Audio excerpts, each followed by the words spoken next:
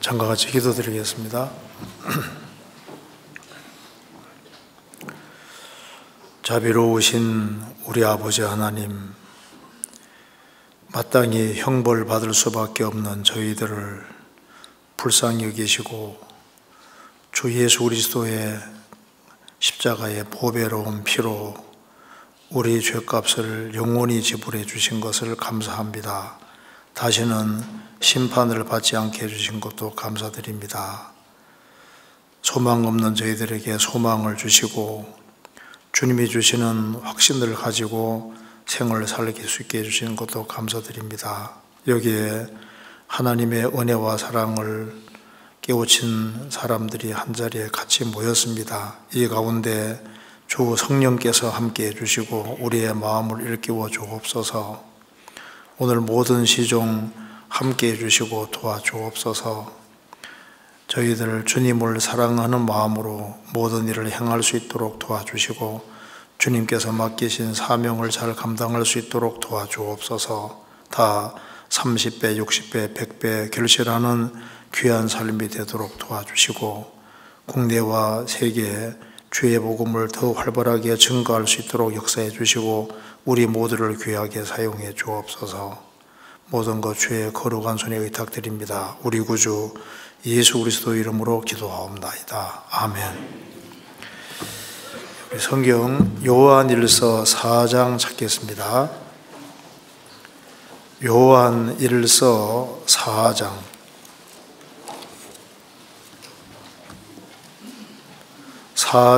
7절입니다.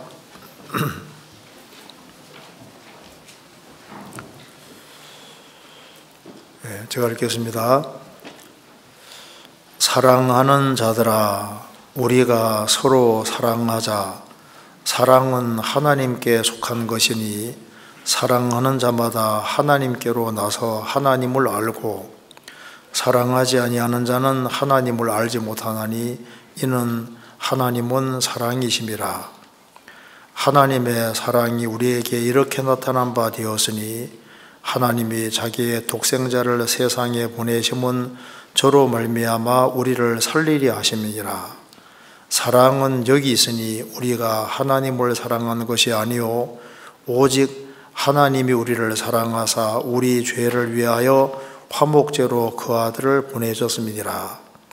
사랑하는 자들아, 하나님이 이같이 우리를 사랑하셨은즉 우리도 서로 사랑하는 것이 마땅하도다.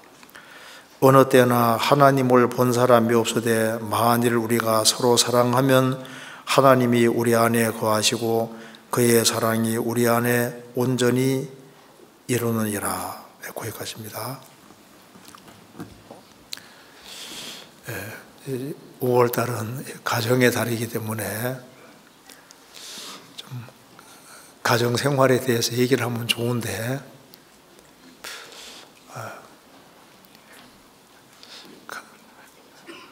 그건 이 목사님이 하셔야 될 것 같아요.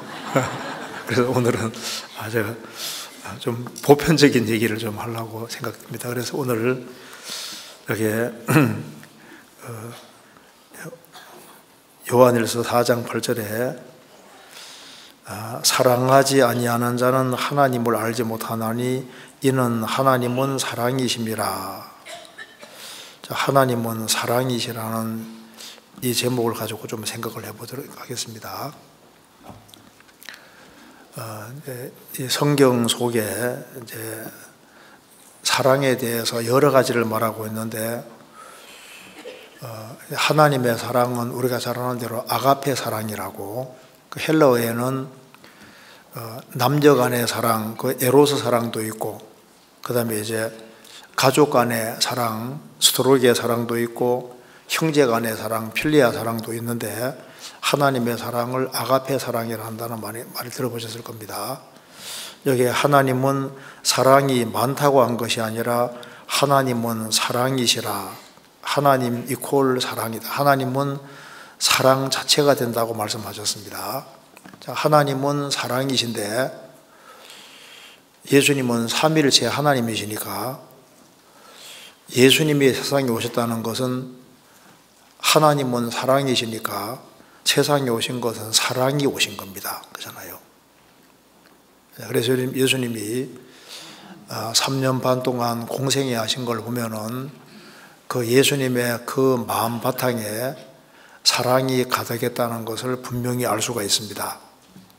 그래서 이 성경 속에 예수님이 사람들을 아주 긍휼히 여기사, 불쌍히 여기사 그 말이 나오는데 이것이 원래 뜻은 창자 내장에서 나온 말이라고 하지 않습니까? 그 창자에서 끌어오르는 그런 격한 사랑, 그것을 긍휼이라고 하는데, 그 히브리에서는 이게 자궁에서, 긍휼이 자궁에서 나왔다고 합니다. 자궁.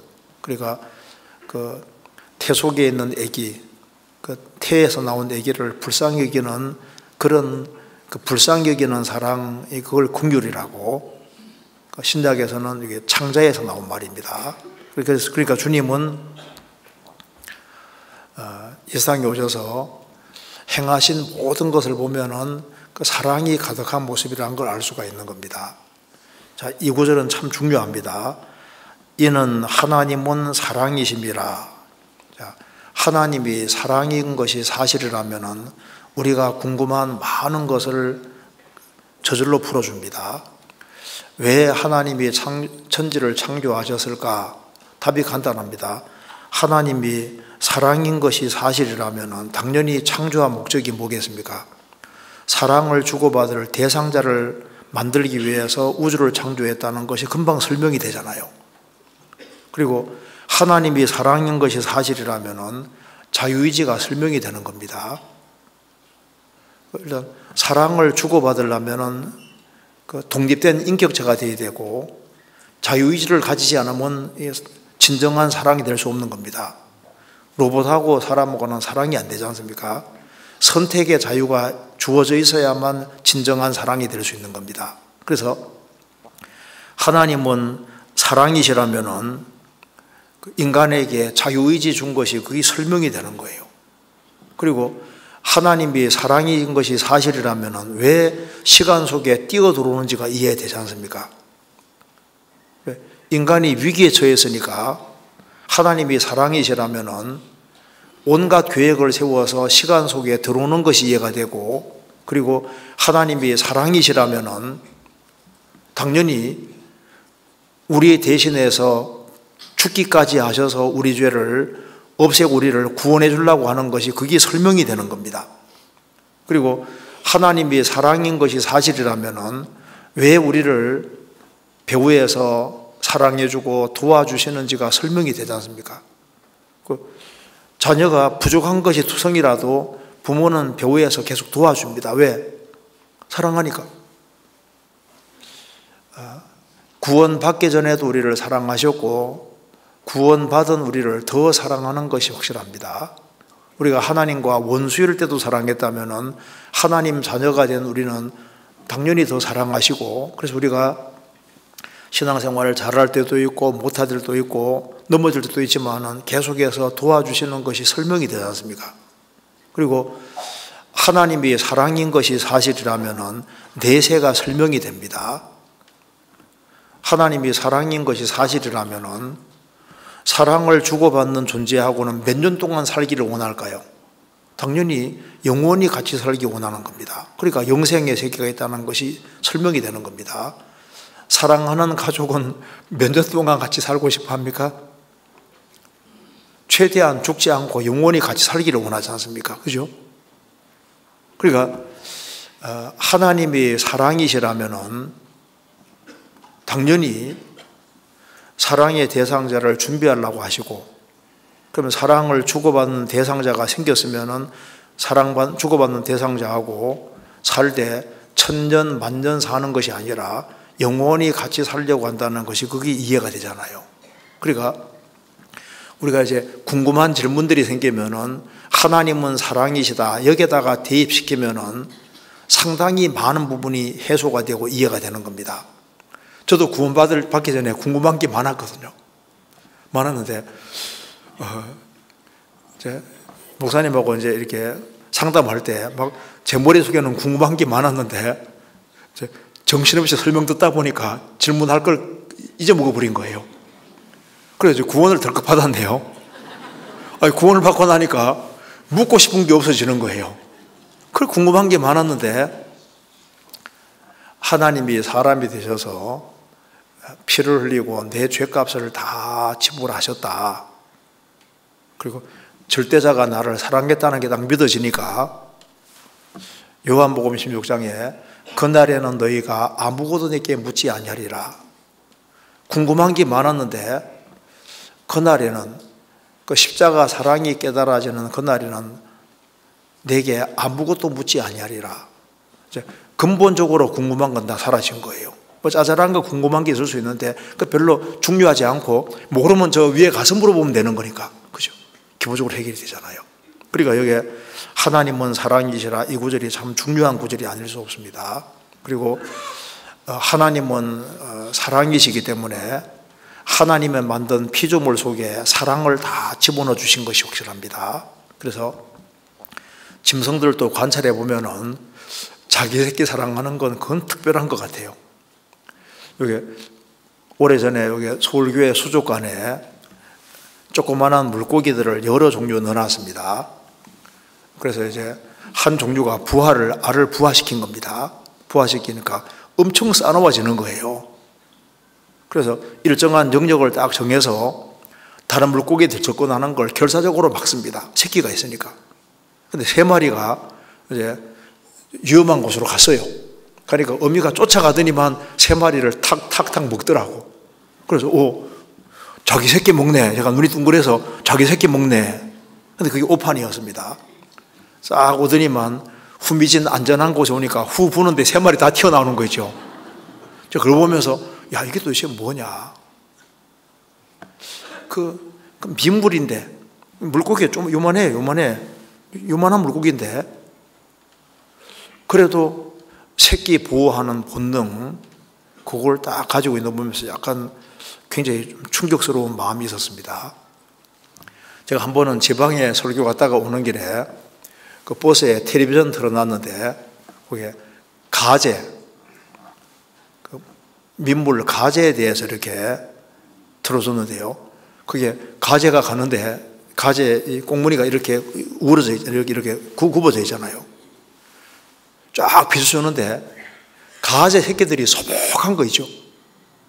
근데 그걸 딱 데리고 물속에 다니는데 그걸 걸어줘 해주는데 새끼들이 막 박올라 한 거예요. 야, 저게 도대체 뭐냐.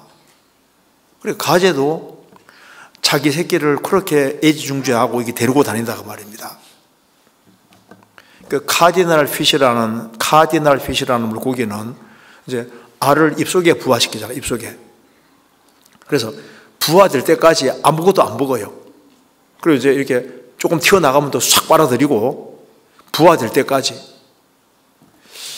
그러니까 자기 새끼를 사랑하고 보호하는 본능, 그 물고기도 그렇고 새들도 자기 새끼 사랑하는 거 대단하잖아요.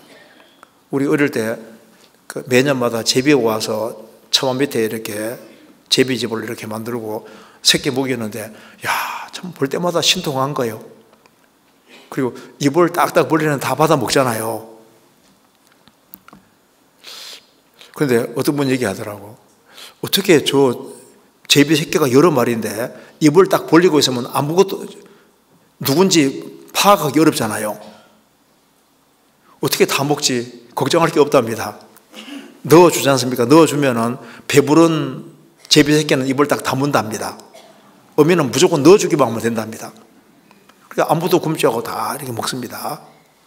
그러니까 어쨌든 제비를 봐도 그렇고 닭을 봐도 자기 새끼 보호하는 본능이 엄청 큽니다. 그 짐승도 마찬가지잖아요. 제가 저번에 비디오를 한번 보니까 그 쥐새끼를 뱀이 물었어요. 물으니까 어미쥐가 뱀에게 달려들어서 물어가지고 기어코 새끼를 구해내더라고. 보셨어요? 재밌는 거 보지 말고 그런 거 한번 보시면요. 이게 도대체 뭐냐. 쥐가 뱀 보면 도망가잖아요. 근데 새끼가 물리니까 안 도망가더라고. 달려들더라니까요. 인도에서 폭우가 내려서 쥐의 집이 잠겼습니다. 그러니까 어미쥐가 물속에 뛰어 들어가서 새끼를 계속 끄집어내는 거 보셨어요?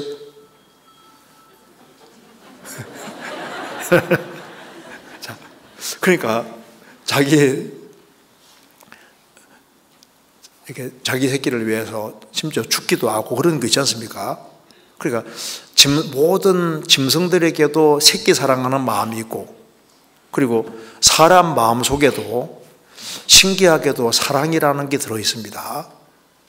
그러니까 부모가 자녀를 사랑하는 그 사랑 하나님이 넣어주신 거예요. 그리고 이 부부간의 사랑이라든가 형제지간의 사랑이라든가 그 사랑하는 그 모든 것들은 하나님이 다 넣어주신 것이 확실합니다.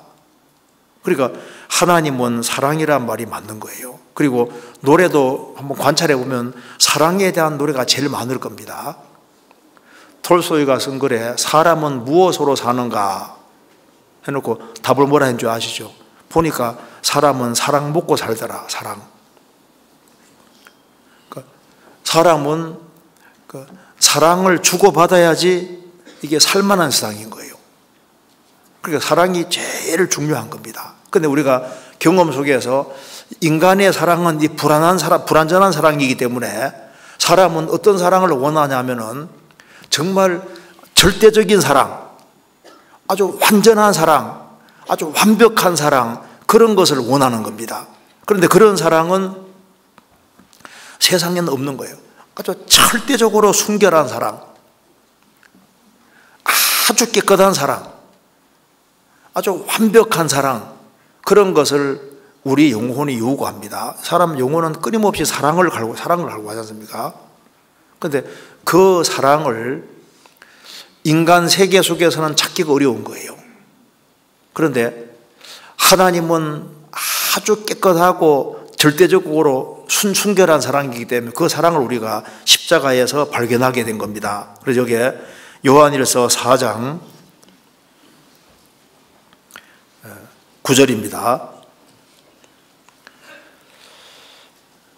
하나님의 사랑이 우리에게 이렇게 나타난 바 되었으니 하나님이 자기의 독생자를 세상에 보내심은 저로 말미암아 우리를 살리려 하심이니라.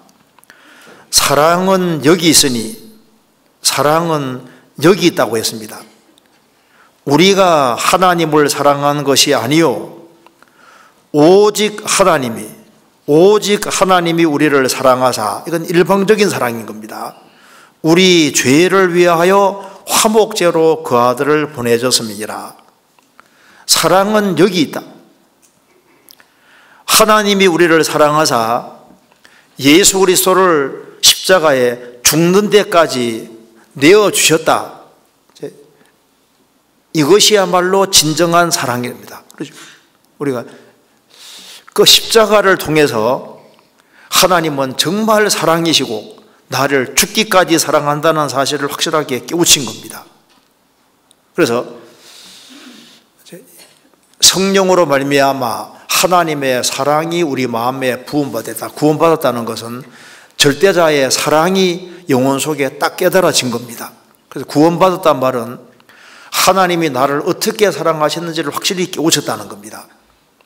우리가 20세기에 그 신학자 중에서 최고 신학자라 일컬어지는 칼바르트, 물론 칼바르트가 성경에 대해서 약간 불완전한 책이라고 한 것 자체는 문제가 있지만은 그 사람이 하나님의 사랑을 확실히 깨우친 건 확실합니다. 그래서 그런 책도 많이 썼는데 이제 한 사람이 물었습니다. 당신이 이 성경에서 정말 확실히 깨우친 것이 뭐냐? 제일 심오한 진리가 뭐냐고 물으니까 딱 한마디로 대답했습니다. 예수 사랑하심은 거룩하신 말일세. 그 노래 있지 않습니까? 날 사랑하심 성경에 써있는데, 그러면서 뭐라 했냐면 성경에서 제일 심오한 진리는 예수님이 나를 사랑하신다. 이게 자기가 성경에서 깨달은 제일 심오한 진리다. 하나님이 나를 정말 사랑하시더라. 이것이 자기가 깨달은 가장 심오한 게 뭘까요? 절대자가 나를 사랑하셨다. 그게 제일 심오하고 확실한 진리입니다. 그래서 세계적인 유명한 전도자 찰스 펄전에게 물었습니다. 당신이 죽기 전에 당신이 평생 동안 가르친 핵심이 뭡니까? 물으니까 내가 가르치는 건 딱 4단어로 요약된다. 예수님이 나를 위해 죽으셨다. 그 네 단어. 그렇죠. 그리고 내가 평생 전하는 것은 그것이다. 그렇죠. 그 사람 말합니다. 이 교회는 맨 똑같은 얘기만 한다고. 똑같은 얘기가 뭘까요? 하나님 살아계시다. 너는 죄인이다. 예수님이 네 때문에 죽고 부활했다. 네 죄를 영원히 사했다. 구원받았으면 교회 안에 꼭 거하면서 끝까지 서로 사랑하는 가운데 열심히 복음 전해야 된다. 맨 이 소리만 한다고. 성경을 아무리 읽어보다 그거보다 더 중요한 게 없잖아요. 하나님이 뭘 제일 슬퍼하실까요? 하나님은 우리를 정말 사랑하시는데 하나님이 사랑하신다는 사실을 안 믿는 이것 때문에 하나님 제일 슬퍼할 거 아니에요. 부모는 자녀를 그렇게 사랑하고 도와주는데 자녀는 부모가 사랑한다는 사실을 끝까지 안 믿어요. 제일 슬픈 것이 그걸 겁니다. 그렇지 않겠습니까? 그리고 사람이 바뀌는 것도 이 죄수들이 이제 많이 있는 그런 감옥 안에 서로 항상 죄수들이 싸웠답니다. 싸웠는데 어느 날 독수역에 비둘기 한 마리가 들어온 거예요. 죄수 있는 쪽에. 그래서 이제 죄수들이 이제 비둘기 들어오니까 비둘기에게 먹이를 먹여주고 이렇게 하다 보니까 비둘기 하나가 들어와서 그 죄수들을, 그 싸움이 많은 그 죄수들에게 싸움이 없어졌다. 왜? 비둘기에게 먹이 먹이느라고. 시어머니하고 며느리하고 항상 다툼이 있는데 애완견 하나를 누가 선물로 받았는데 애완견 하나 때문에 시어머니하고 며느리하고 싸움 그쳤다는 얘기 들어보셨죠? 그러니까 애완견 하나가 들어와도 바뀌어질 수 있잖아요. 하물며 그러한데 내 속에 사랑이신 예수님이 들어오면은 그 사람이 안 바꿔진다는 말이 거짓말인 겁니다. 그렇잖아요. 그래서 스코틀랜드에 토마스 찰머즈라는 사람이 이제 구원받기 전에 자기가 아무리 도덕을 설교하고 착하게 살아라, 열심히 살아서 이렇게 살아서는 안 된다고 도덕적인 설교를 계속 하는데 교인이 한 명도 안 바뀌는 거예요. 기상하다. 왜 한 명도 안 바뀌지? 자기 목회에 회의를 가졌는데 나중에 이분이 십자가 사랑을 다 깨우친 거예요. 그래서 교인들에게 예수님의 복음을 열심히 전하니까 교인들이 바꿔지기 시작했습니다. 그래서 이분이 이제 그 책을 쓴 것이 그 새로운 애정에 구축하는 힘이라는 책을 썼습니다. 새로운 애정에 구축하는, 걷어차는, 쫓아내는 힘. 그러니까 아담 자손은 세상 사랑하는 마음이 너무 크기 때문에 이걸 안 놓으려고 한다는 겁니다. 그런데 새로운 더 큰 사랑이 들어오지 아니하면은 옛 사랑이 너무너무 크기 때문에 옛 사랑보다 더 큰 사랑이 들어와야만, 그래야만 사람이 변화될 수 있다. 더 큰 사랑이 뭐냐? 그 십자가 사랑인 겁니다. 그래서 예수님의 사랑이 들어와서 이제 죄를 사함 받는 순간에 성령이 들어와서 성령이 하나님 사랑을 자꾸자꾸 일깨워주면은 사랑은 사람 마음을 바꾸는 거예요. 너 죄 지으면 지옥 간다. 아무래도 죄 안 짓는 게 아니지 않습니까? 사랑하는 마음이, 사랑이 들어오면은 사람이 바꿔지게 되어 있습니다. 제가 글을 하나 읽어드리겠습니다. 이게 토마 찰머즈가 한 얘기입니다. 세상을 극복하는 최선의 길은 도덕이나 자기 훈련이 아니다. 이건 한계가 있다는 겁니다. 그러니까 착하게 살아야지, 내가 아주 절제하고 살아야지, 물론 좋은데 그것만 가지고는 안 된다 그 말입니다. 크리스찬은 예수 그리스도의 아름다움과 탁월함을 봄으로 세상을 극복한다. 크리스찬들은 세상보다 더 매력적인 어떤 것을 봐야 되는데, 예수 그리스도가 얼마나 엄청난 분인지를 보고 예수님의 사랑을 확실하게 볼 때 그 예수님 사랑 때문에 세상을 극복할 수 있다. 맞죠? 이 말이 맞을 겁니다. 그래서 하나님은 사랑이시기 때문에, 하나님이 사랑이시라면 성경 전체의 핵심 주제가 뭘까요? 당연히 사랑입니다. 그래서 신명기 주제가 뭔지 아시죠? 자, 모세는 하나님과 40년 동안 같이 살았던 사람입니다.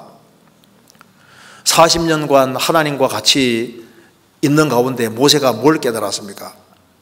모세가 제일 마지막에 쓴 것이 신명기입니다. 신명기 핵심 내용이 뭡니까? 이스라엘 백성들아, 하나님이 너희를 이렇게 사랑하셨다. 하나님이 너희를 사랑하는 것이 사실이니까 그러므로 너희도 하나님을 사랑하라. 이게 신명기 주제입니다. 성경 전체 주제도 마찬가지야. 주제도 하나님이 너희를 이렇게 사랑했으니 너희도 하나님을 사랑하고 이웃을 사랑해라. 이게 주제잖아요. 아가서 주제도 솔로몬과 술람 여인의 사랑 관계인데 사랑 얘기입니다. 사랑 얘기. 호세아서도 사랑 얘기잖아요. 성경 전체의 핵심이 사랑입니다. 그래서 유대 종교가들이 예수님에게 성경의 핵심이 도대체 뭡니까? 라고 물었지 않습니까? 성경 마태복음 보시겠습니다. 예수님이 성경의 요약이 이것이라고 말씀하셨습니다. 22장 34절. 예수께서 사두개인들로 대답할 수 없게 하시다물 바리새인들이 듣고 모였는데 그 중에 한 율법사가 예수를 시험하여 묻되 선생님이여 율법 중에 어느 계명이 크니이까? 예수께서 가라사대 내 마음을 다하고 목숨을 다하고 뜻을 다하여 주 너의 하나님을 사랑하라 하셨으니 이것이 크고 첫째 되는 계명이요 둘째는 그와 같으니 내 이웃을 내 몸같이 사랑하라 하셨으니 이 두 계명은 온 율법과 선지자의 강령이니라. 성경은 뭐냐? 성경은 모든 것을 다해서 하나님을 사랑하라, 그리고 이웃을 사랑하라, 그 두 가지가 율법과 선지자의 강령이니라. 성경 아주 핵심, 성경이 어디에 매달려 있느냐? 이게 딱 사랑에 매달려 있다. 그래서 하나님이 너희를 이렇게 사랑했으니 너희도 하나님을 사랑하고 이웃을 정말 사랑해야 된다. 여기에 성경이 다 걸려 있는 거예요. 우리가 이제 성경을 배우는 목적이 도대체 뭘까요? 성경 디모데전서 1장입니다. 디모데전서 1장 5절 같이 읽겠습니다. 경계의 목적은 청결한 마음과 선한 양심과 거짓이 없는 믿음으로 나는 사랑이거늘. 우리가 성경을 계속 배우는 이유가 뭘까요? 우리 배우는 이유가 뭐고? 여기 나와 있죠. 경계의 목적은, 성경으로 경계를 받고 교훈받는 주된 목적은 뭘까요? 목적은 사랑이거늘. 사랑을 증진시키기 위해서 성경 배우는 거예요. 그럼 사랑은 어디서 나오느냐? 청결한 마음에서 사랑이 나오고, 선한 양심에서 사랑이 나오고, 거짓이 없는 믿음에서 사랑이 나온다. 그러니까 우리가 성경을 배우는 목적, 그리고 설교를 듣는 목적, 모든 목적이 뭐냐면은 그 사랑 때문에, 사랑을 위해서, 사랑을 더 크게 하기 위해서 성경을 배우는 겁니다. 그래서 여기 말한 대로 우리가 마음을 청결히 할수록 사랑이 나오니까 하나님 말씀을 배우는 가운데 물로 씻는 같이 말씀으로 마음이 깨끗하게 되지 않았습니까? 그리고 선한 양심, 깨끗한 양심에서 사랑이 나오고 거짓이 없는 믿음에서 사랑이 나오니까 결국은 사랑을 더 키우려고 하는 것이 목적인 겁니다. 그래서 성경을 배우는 가운데 하나님이 사랑이라는 걸 깨닫고 어떻게 하면은 하나님을 더 사랑하고 이웃을 더 사랑하고 불신자를 더 사랑할까, 그 목적으로 성경 배우는 겁니다. 그래서 사랑이 있으면은 교회가 살고, 사랑이 있으면은 가정이 살고, 사랑하면은 하나님이 우리 가운데 역사하시는 겁니다. 그래서 부부도 사랑하는 가운데 자녀가 태어나잖아요. 그래서 사랑하는 사람이 많을수록, 서로 사랑할수록 주님은 우리 가운데서 더 큰 일을 얼마든지 할 수 있는 겁니다. 최고의 정통이 뭘까요? 구원받고 그 다음에 정말 하나님을 사랑하고 형제자매를 사랑하고 그렇게 할 수 있다면 최고의 정통이고 성경을 제대로 배웠다고 할 수 있는 겁니다. 성경을 배우는데 믿음도 없어요. 성경을 배우는데 사랑도 없어요. 그러면은 그거는 성경의 껍데기에 불과한 겁니다. 그잖아요. 그럼 사랑이 도대체 뭐냐 그 말입니다. 고린도전서 13장 보겠습니다.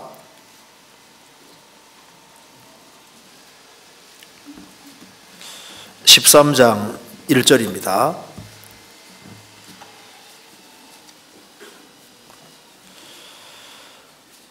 내가 사람의 방언과 천사의 말을 할지라도 사랑이 없으면 소리나는 구리와 울리는 꽹과리가 되고, 내가 예언하는 등에서 모든 비밀과 모든 지식을 알고 또 산을 옮길 만한 모든 믿음이 있을지라도 사랑이 없으면 내가 아무것도 아니요, 내가 내게 있는 모든 것으로 구제하고 또 내 몸을 불사르게 내어줄지라도 사랑이 없으면 내게 아무 유익이 없느니라.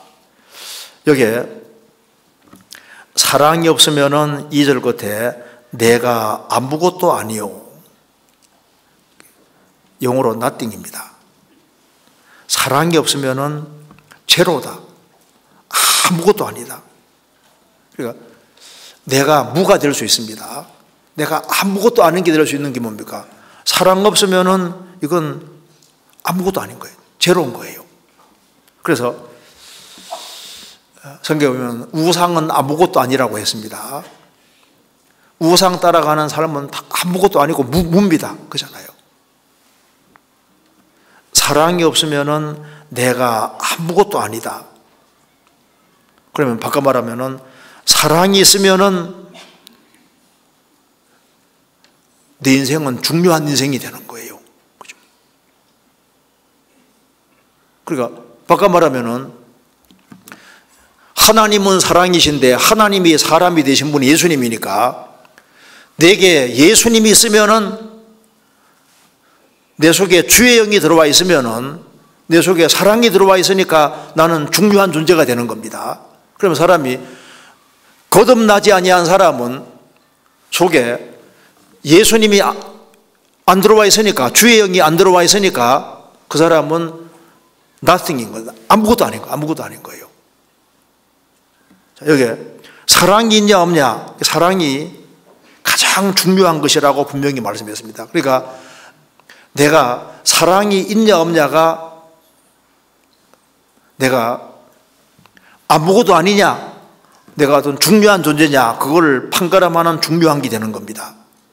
그럼 사랑이 도대체 뭐냐? 4절에 사랑의 정의가 나와 있습니다. 사랑은 오래 참고 사랑은 온유하며 투기하는 자가 되지 아니하며 사랑은 자랑하지 아니하며 교만하지 아니하며 무례 행치 아니하며 자기의 유익을 구치 아니하며 성내지 아니하며 악한 것을 생각지 아니하며 불의를 기뻐하지 아니하며 진리와 함께 기뻐하고 모든 것을 참으며 모든 것을 믿으며 모든 것을 바라며 모든 것을 견디느니라. 자, 이거 읽어보면은 보통 사람이 생각하는 거하고 사랑이 다르지 않습니까? 감상적인 것이 아니고 순간적이고 감정적인 것이 아니라는 걸 알 수 있습니다. 사랑은 결국 뭡니까? 그리스도의 인격이에요. 그래서 사랑이라는 말 속에다가 예수님을 집어넣으면 다 맞습니다. 사랑은 오래 참고, 예수님은 오래 참고, 예수님은 온유하며 투기하는 자가 되지 아니하며, 사랑은 예수님은 자랑하지 아니하며 고만하지 않으며 다 예수님의 인격이라는 걸 알 수 있습니다. 그러면은 사랑은 뭐냐? 성경에 딱 말했습니다. 4절에 첫 번째가 뭡니까? 사랑은 오래 참고, 오래 참는 것이 사랑이라고 분명히 말씀했습니다. 7절에도 모든 것을 참으며 모든 것을 믿으며 모든 것을 바라며 모든 것을 견디느니라. 사랑의 시작이 오래 참는 것이고 사랑의 제일 마지막도 모든 걸 참고 모든 것을 견디는 것이 사랑이다. 그러면 하나님은 우리를 사랑하신다는 것이 뭡니까? 우리에 대해서 오래오래 참으시는 것이 그게 사랑이지 않습니까? 사랑의 시작은 오래 참고 모든 것을 참고 모든 것을 견디는 것이다. 이렇게 얘기했습니다. 그러면서 여기에 8절 보시겠습니다. 사랑은 언제까지든지 떨어지지 아니하나니 예언도 폐하고 방언도 그치고 지식도 폐하리라. 여기에 사랑은 언제든지 떨어지지 않는다. 이것이 중요합니다. 사랑은 절대 떨어지지 않는다. 예언도 폐하고 방언도 거치고 지식도 폐하리라. 자, 성경의 여러 은사들도 결국은 사랑을 위한 것이라고 했습니다. 그래서 사랑은 절대 안 떨어진다. 이것이 맞는 얘기입니다. 우리가 학창 시절을 되돌아보면은 학교에서 배운 거 별로 기억 안 나죠? 초등학교 때 배운 거 많이 기억나요? 별로 기억 안 나죠? 근데 뭐가 기억납니까? 저도 생각해 보면요, 선생님이 이제 수업 다 이제 끝나고 나면은 옛날에 급식을 했거든요. 급식을 빵 나눠줬는데 남는 게 하나 있을 때 저 하나 더 준 거.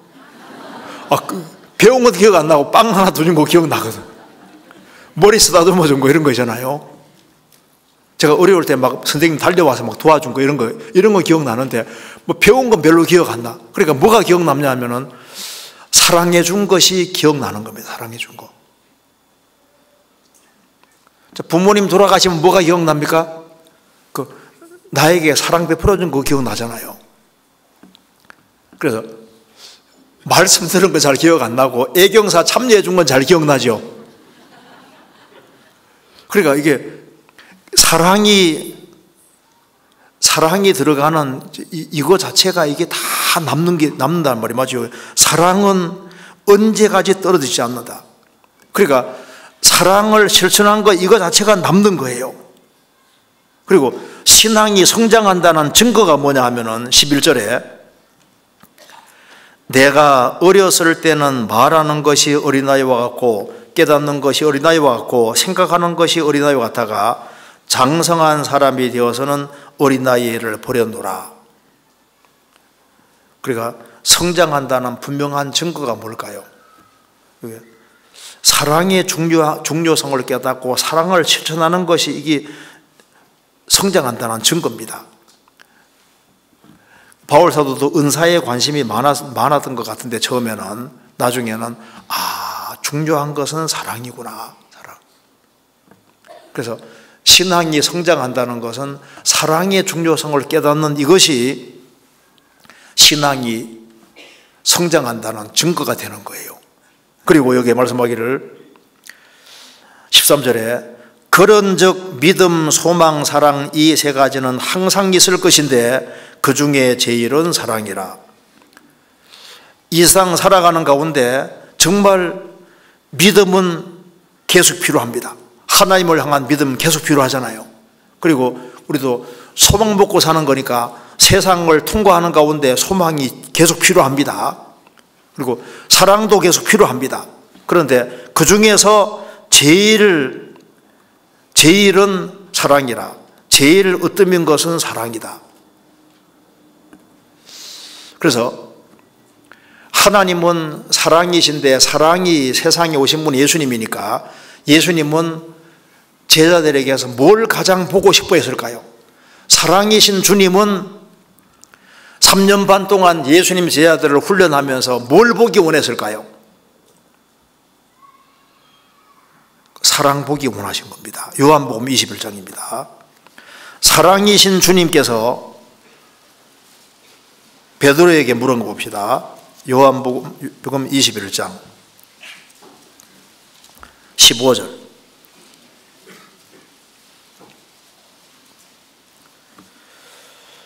저희가 조반 먹은 후에 예수께서 시몬 베드로에게 이르시되 요한의 아들 시몬아 내가 이 사람들보다 나를 더 사랑하느냐 하시니 가로되 주여 그러하외다 내가 주를 사랑하는 줄 주께서 아시나이다. 가라사대 내 어린 양을 먹이라 하시고 또 두 번째 가라사대 요한의 아들 시몬아 내가 나를 사랑하느냐 하시니 가로되 주여 그러하외다 내가 주를 사랑하는 줄 주께서 아시나이다. 가라사대 내 양을 치라 하시고 세 번째 가라사대 요한의 아들 시몬아 내가 나를 사랑하느냐 하시니 주께서 세 번째 내가 나를 사랑하느냐 하심으로 베드로가 근심하여 가로되 주여 모든 것을 아시오매 내가 주를 사랑하는 줄을 주께서 아시나이다. 예수께서 가라사대 내 양을 먹이라. 예수님이 물으신 것이 다 하나로 요약됩니다. 이 사람들보다 너가 나를 더 사랑하느냐? 베드로가 말합니다. 주여 그러하외다 내가 주를 사랑하는 주께서 아시나이다. 그 고백을 세 번이나 들으시고 내 어린 양을 먹이라, 내 양을 치라, 내 양을 먹이라. 주님이 사랑이신 예수님과 3년 반 동안 베드로 같이 있었잖아요. 그 베드로 속에서 뭘 확인하고 싶었냐 하면은 예수님은 베드로를 위해서, 사도를 위해서 죽으시고 부활하셨습니다. 주께서 사랑하시기 때문에 정말 나를 사랑하느냐 그거 하나 확인하기 원하셨던 거예요. 우리가 봐요. 결혼할 때도 뭘 확인하기 원합니까?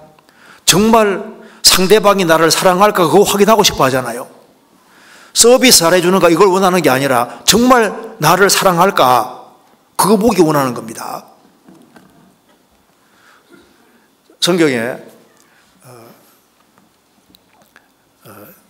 여기 성경 속에 사람 중에 갈렙은 이스라엘 백성과 마음이 다르다고 했는데요. 갈렙이 뭐라고 얘기를 하냐면 자기 딸 악사가 있는데 악사를 누구에게 준 줄 아시죠? 기레세벨을 쳐서 취하는 사람에게는 내 딸 악사를 주리라 그랬습니다. 그런데 온니엘이 기라세벨을 쳐서 취해서 악사를 얻습니다. 왜 기라세벨을 쳐서 취하는 사람에게 딸을 주려고 했을까요? 기라세벨을 쳐서 이기려면 믿음이 있어야 돼요. 믿음. 왜? 가나안 땅을 정복하게 한다 약속하셨으니까 약속을 믿고 전쟁을 하는 사람은 믿음이 있어야 된다. 믿음. 그래서 갈렙은 믿음 있는지 보기 원하고 또 한 가지는 전쟁은 목숨 거는 거예요. 그래서 내 딸 악사를 위해서 목숨 거는지 사랑이 있는지를 보기 원하시죠. 왜 했습니까? 그러니까 믿음과 사랑 보기 원한 겁니다. 그것처럼요. 제일 확인하고 싶은 것이 뭘까요? 주님께서도 정말 믿음이 있느냐 사랑이 있느냐 이거 보기 원하시는 거라고. 주님이 물은 것이 바로 이겁니다. 그래서 사랑하는 것이 맞으면은 이 사랑은 원동력인 거예요. 이사야 5장에서도 이사야는 말합니다. 하나님을 나의 사랑하는 자라고 분명히 말했습니다. 다윗도 말하기를 나의 힘이 되신 여호와여 내가 주를 사랑하나이다 이렇게 말했잖아요. 사랑이 원동력입니다. 그래서 이 사랑이 있는 게 확실하면은 사랑에서 모든 게 나올 수 있는데, 야곱은 라헬을 사랑하는 고로 7년 봉사를 어떻게 했다고요? 수일같이 여겼더라. 7년 봉사를 어떻게 수일같이 여길까요? 라헬을 사랑하니까. 사랑하는 마음이 있으면은 수고는 당연한 것이 되는 겁니다.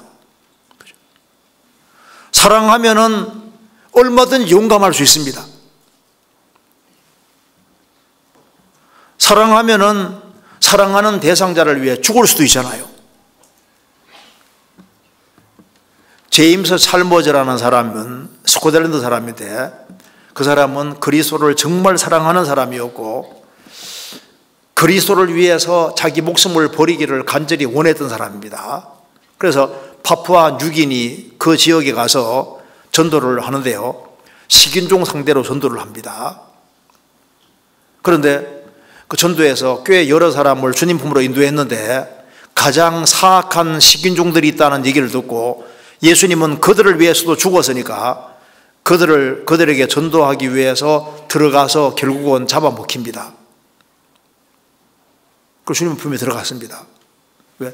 주님은 자신을 위해 죽어주셨기 때문에 자신도 당연히 목숨을 버리는 게 당연하다 생각하고 그렇게 행동했던 거예요. 그러니까 이 사랑이라는 게 중요한 겁니다. 그런데 이제 조금 더 생각해 봅시다. 그런데 많은 사람이 사랑에 대해서 오해하는데요. 성경 찾아봅시다. 고린도전서 13장 보겠습니다.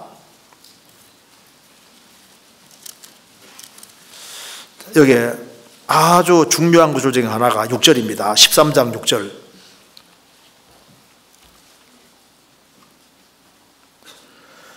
불의를 기뻐하지 아니하며 진리와 함께 기뻐하고, 사랑에 대한 정의가 바로 있습니다.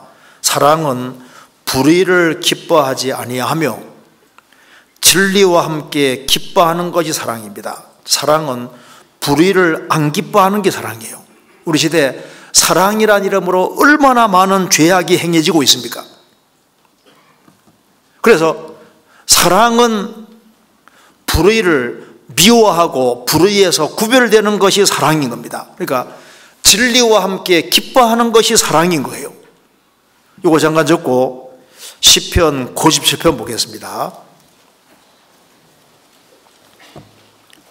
97편 10절.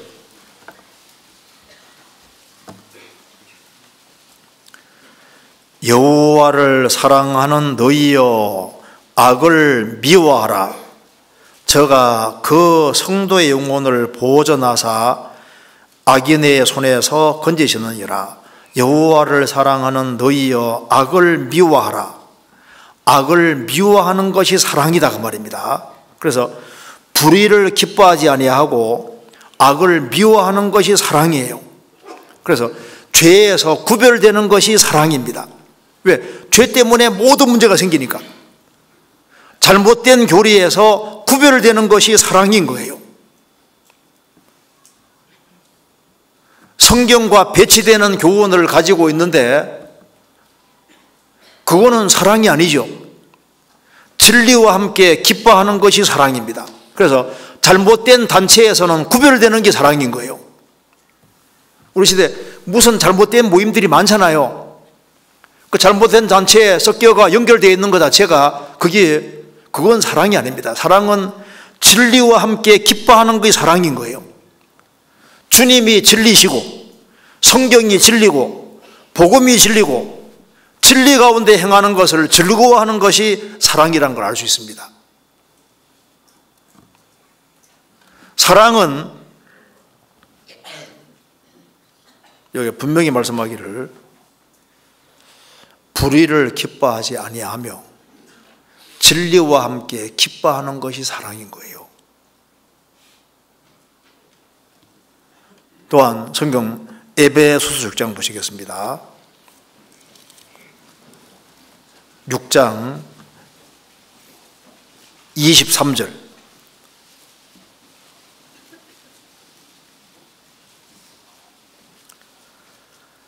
아버지 하나님과 주 예수 그리스도에게로부터 평안과 믿음을 겸한 사랑이 형제들에게 있을지어다.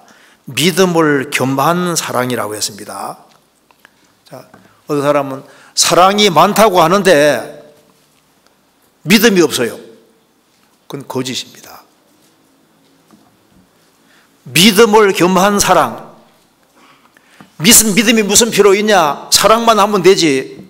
근데 아닙니다. 사랑이 많다고 해도 믿음 없으면요, 천국 못 가요. 사랑은 이때 반드시 믿음을 겸한 사랑이 있어야 되는 겁니다. 그래서 참된 믿음과 참된 믿음을 가질 때 주의 영이 들어오시니까 사랑이 있게 되는 거니까 기독교의 두 기둥은 뭡니까? 믿음과 사랑, 이것이 아주 근본적으로 필요한 겁니다. 어떤 사람 믿음이 있다고 하는데 사랑이 없으면 안 되잖아요. 믿음과 사랑은 연결된다는 말을 알 수 있는 겁니다. 또 한 가지는 고린도전서 13장입니다.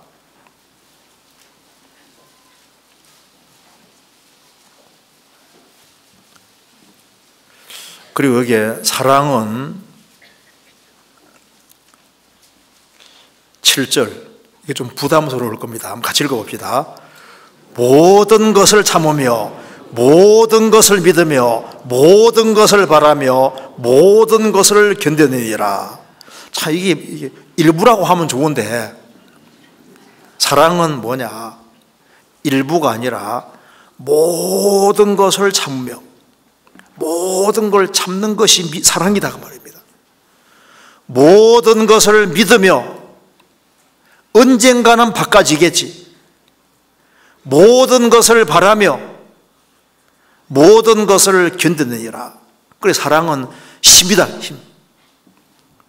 사랑이 있으면은 모든 것을 참고 모든 것을 믿고 모든 것을 바라며 모든 것을 견딜 수 있다.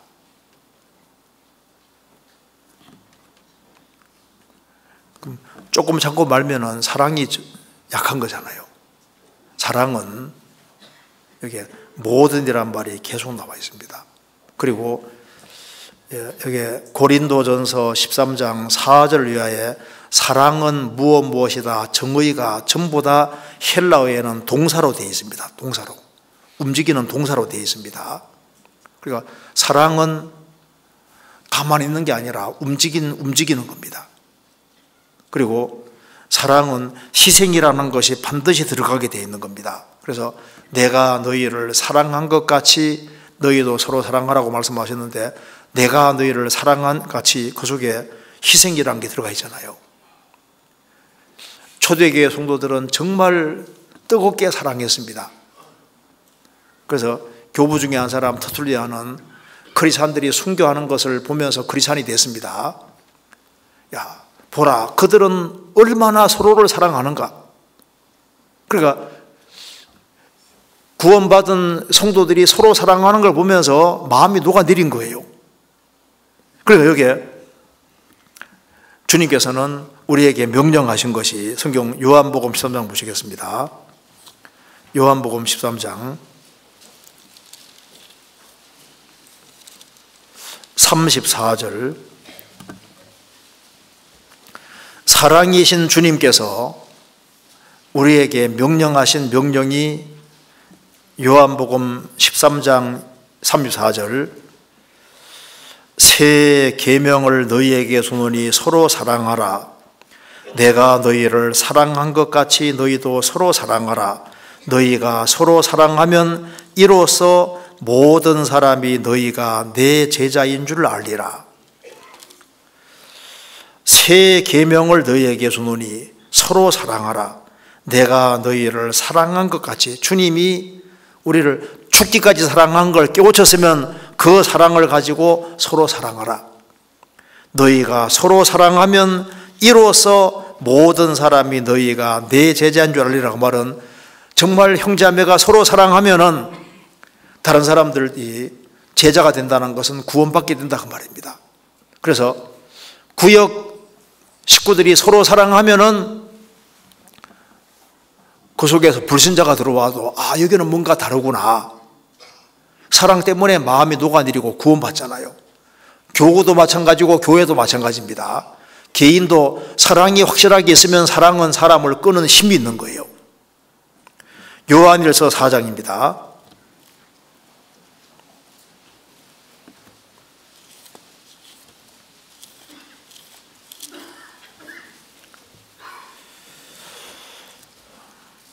(11절)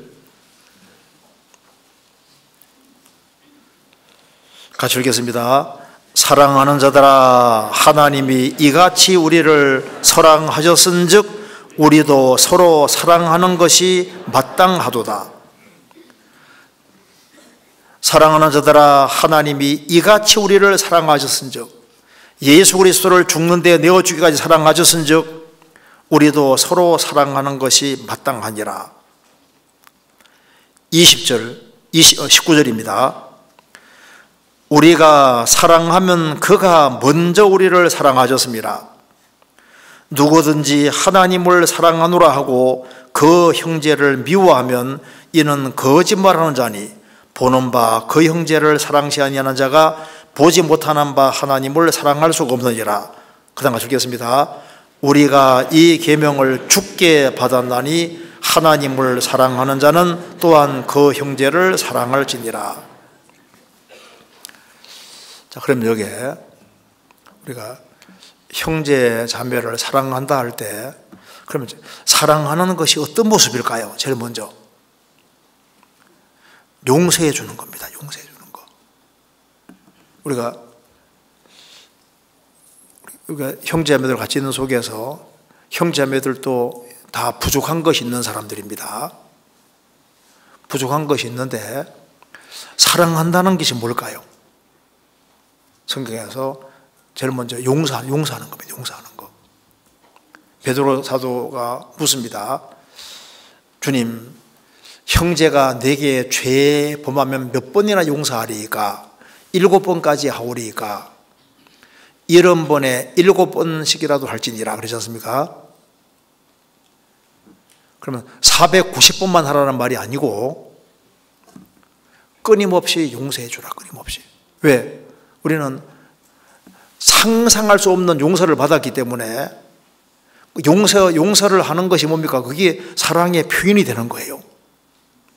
그래서 끊임없이 용서하는 마음을 가질 때 우리가 사랑한다는 확실한 증거가 되는 겁니다. 그래서 예수님께서 예를 드셨는데 1만 달란트 빚진 사람이 있는데 이제 갚을 것이 없기 때문에 그 사람을 용서해 줬다. 그런데 100데나리온 빚진 사람을 붙잡고 그 빚을 안 갚으니까 감옥에 쳐넣는 얘기 나오지 않습니까? 그 얘기 듣고서 옥조력에 붙인 얘기가 나옵니다. 1만 달란트가 얼만큼 되냐 하면 계산해 보면은 1만 달란트는 6,000데나리온이니까 이제 1만 달란트는 일단 한 달란트는 6,000데나리온이니까 대충 계산하면은 한 20년간 임금이 된답니다. 1만 달란트는 20만 년 동안 일해야만 얻을 수 있는 그 돈인 거예요. 그걸 탕감받은 사람이 100데나리온 100일 동안 일하는 돈입니다. 그걸 안 갚는다고 해서 그 사람을 감옥에 쳐넣는 식으로 했을 때 주님께서 노했지 않습니까? 그러니까 주님께로부터 무한한 용서를 받은 사람은 형제자매들에 대해서 언제든지 용서한 마음을 가질 때 그게 사랑한다는 증거가 되는 거예요. 그래서 주님이 나를 받은 것처럼 나도 형제자매를 받을 때 그것이 내가 사랑을 받았다는 증거고 사랑을 실천한다는 증거가 되는 겁니다. 그 책 중에서 그 위대한 발명품 얘기가 나오는 가운데 발명품 중에 하나가 지우개라는 거 아시죠? 지우개. 위대한 발명품 중에 하나가 지우개입니다. 그 지울 수 있는 거니까. 그래서 우리 신앙생활 속에서도 잊을 것에 대해서는 있는 이거 자체가 이것이 사랑의 증거가 되고, 그리고 사랑은 첫 번째는 용서하는 것이 사랑이고, 또 한 가지는 오래오래 참는 것이, 그것이 분명히 사랑인 겁니다. 오래 참는 것이 사랑인 겁니다. 부모는 자식을 사랑합니다. 그러니까 자녀에 대해서 오래 참는 거예요. 자, 남은 못 참아도 부모는 참습니다. 언젠가는 철이 들겠지. 참잖아요. 그게 사랑입니다. 그러니까 사랑은, 가장 기본적인 사랑은 우리가 형제 자매에 대한 사랑 중에 첫 번째는 끊임없이 용서하는 것이고, 또 하나는 용서하는 것, 또 하나는 오래오래 참는 겁니다. 오래오래. 산돌이니까. 색점이 바란 것이 아닌 한에는 오래오래 참는 것이 그게 지혜로운 겁니다. 자, 요한계시록 3장 보겠습니다. 요한계시록 3장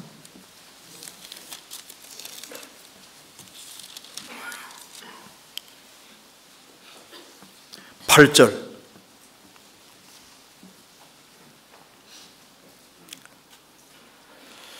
볼지어다 내가 내 앞에 열린 문을 두었으되 능히 닫을 사람이 없으리라. 내가 내 행위를 아노니 내가 적은 능력을 가지고도 내 말을 지키며 내 이름을 배반치 아니하도다.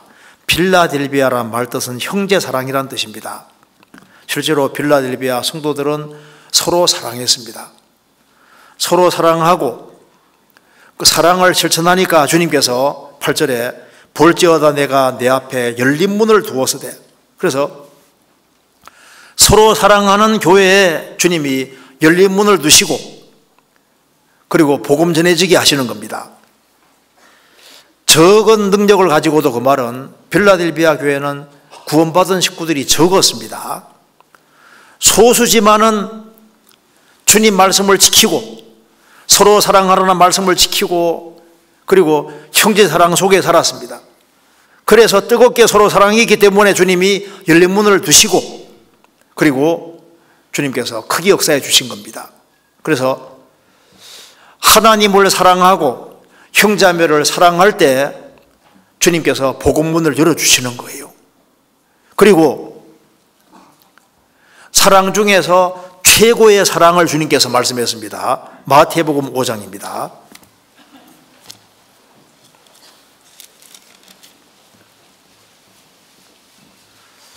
(5장) 43절.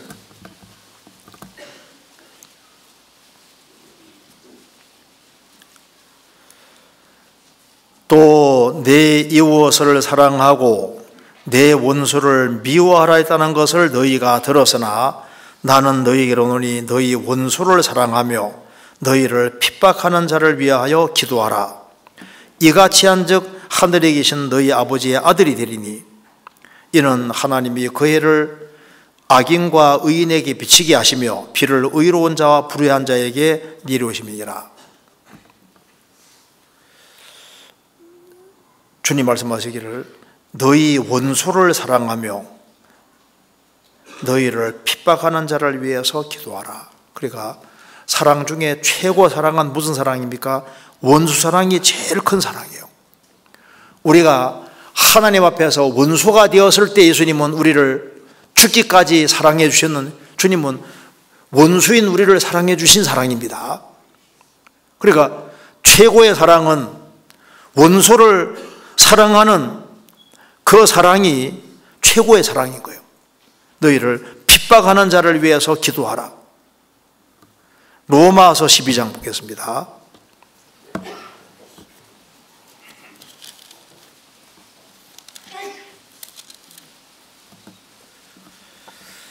(19절) 12장 19절입니다.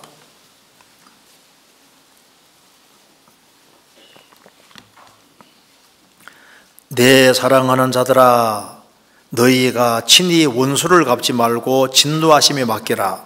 기록되었으되 원수 갚는 것이 내게 있으니 내가 갚으리라고 주께서 말씀하시느니라.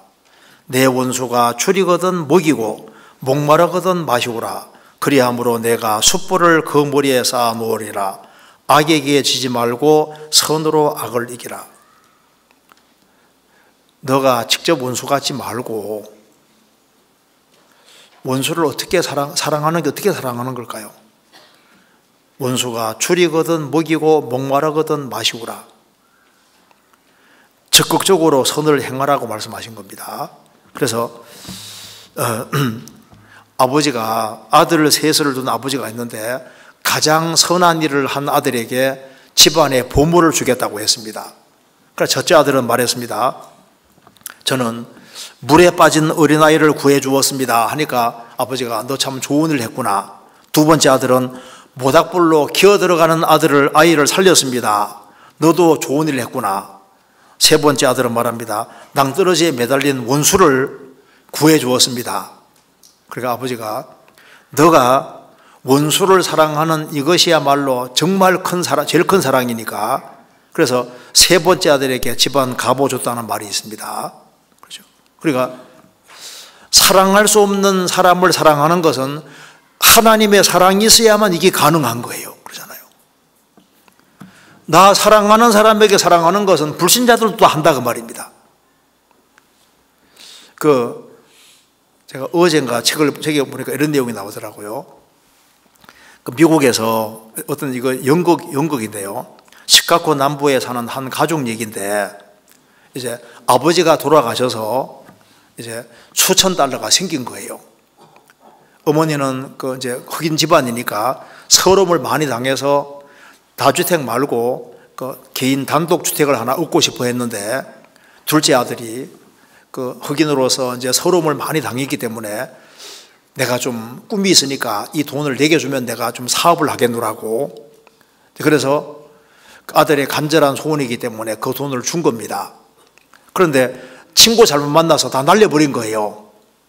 그래서 이제 여동생이 막 오빠를 막 그렇게 이제 공박을 하고 막 이렇게 모독을 주고 이렇게 하는데 그 어머니가 얘기하기를 너는 집안에서 배우기를 형제지간은 서로 사랑해야 된다고 배우지 않았냐. 이런 오빠를 내가 어떻게 사랑할 수 있냐고. 근데 엄마가 말합니다. 너는 오빠가 이렇게 살아오는 가운데 서름을 많이 당해왔는데 그 오빠를 위해서 정말 상처받은 오빠에 대해서 생각해 본 적이 있냐. 오빠가 잘 나갈 때만 사랑하는 게 어떻게 사랑이냐. 가장 힘들어하고 다 잃었을 때 그때 사랑하는 것이야말로 그게 진정한 사랑이 아니겠느냐. 그렇게 얘기하는 것이 나와 있습니다. 그렇죠. 잘 나갈 때 잘 대해주는 거 누구든지 할 수 있죠. 제일 힘들 때, 힘들어할 때 그때 사랑해 줄 때 그게 진짜 사랑이 아니겠느냐. 그렇죠. 우리가 멀리 있는 사람 사랑하기는 쉬운데, 말로 사랑하기 쉬운데 가까운 데부터 사랑하는 것이 그게 제일 힘든 것이 맞습니다. 가장 가까운 사람부터 사랑해야 됩니다. 그래서 내 사랑하는 어머니부터, 어머니 아버지부터 가까운 사람부터 사랑하는 그 사랑이 필요합니다. D.L. 무디에게 어떤 사람 말합니다. 그 기차에서 이제 석탄 집어넣는 사람인데 무디 설교 듣고 제가 선교사가 되겠습니다 하는 거예요. 그러면 저 기관사에게 전도해봤냐? 안 했다는 거예요. 멀리 선교하러 가기 전에 먼저 그 기차에 매달려서 이제 이게 화부로서 이렇게 일하고 있는데 그 기관사부터 먼저 전도하라. 기관사부터 가까운 사람부터 먼저 전도하라. 말이 맞잖아요. 가까운 데부터. 그리고 이 사랑이라는 주제는 계속적으로 반복될 필요가 있습니다. 반복될 필요가. 그래서 사도 요한은 끊임없이 사랑에 대해 설교를 했고, 그리고 이제 하도 사랑에 대한 설교 많이 들으니까 이제 이번에는 새로운 설교 해달라고 하니까 알았다고 오늘은 새로운 설교 하겠더라고 하고서 새로운 설교하노니 서로 사랑하라고. 그렇죠. 사랑이라는 건 제일 중요한 얘기입니다. 그래서 사랑하면은 주님이 사랑하는 사람 속에 함께 하십니다. 한 구절만 더 보시겠습니다. 요한복음 14장.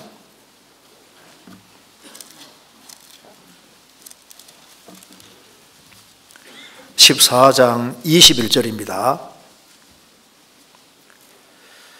나의 계명을 가지고 지키는 자라야 나를 사랑하는 자니 나를 사랑하는 자는 내 아버지께 사랑을 받을 것이요 나도 그를 사랑하여 그에게 나를 나타내리라. 주님을 사랑하고 형제자매를 정말 사랑하는 사람, 그 사람에게는 주님이 자신을 계속 나타내 주시고 이제 그런 역사를 계속 나타내 주십니다. 그래서 천국은 사랑의 세계입니다. 우리가 천국 간다는 것은 하나님은 사랑이니까 사랑이 가득한 세계로 들어가는 거예요. 사랑으로 꽉 차 있는 세계. 정말 우리 영혼이 아주 가장 만족할 때는 사랑받을 때입니다. 사랑만 가득하는 세계, 그 세계가 있습니다. 그걸 우리가 이 세상을 봐도 하나님은 사랑이라는 걸 알 수 있고 성경 핵심도 사랑이고 우리 마음에 사랑이 커지면 커질수록 우리가 형제자매 사랑하고 불신자 영혼을 사랑하고 그래서 어떤 사람은 정말 사랑이 크기 때문에 불신자에게 적극적으로 전도하지 않습니까? 그래서 이 사랑은 모든 것의 원동력이라는 걸 알 수가 있습니다. 오늘 우리가 같이 사랑에 대해서 간단하게 배웠습니다. 같이 기도하시겠습니다. 하나님 아버지, 저희들을 주의 보배로운 피로 구원해 주신 것을 감사합니다. 사랑이신 하나님에 대해서 우리가 항상 생각을 하며 하나님을 사랑하며 형제자매를 사랑하며 이웃을 사랑하고 불신자 영혼을 사랑하는 그런 삶이 될 수 있도록 역사해 주옵소서. 주님 앞에 설 때 칭찬을 얻을 수 있도록 우리의 삶을 다스려 주옵소서. 해외 선교하는 그 모든 발걸음과 손길에 함께해 주시고 역사해 주옵소서. 우리 구주 예수 그리스도 이름으로 기도하옵나이다. 아멘.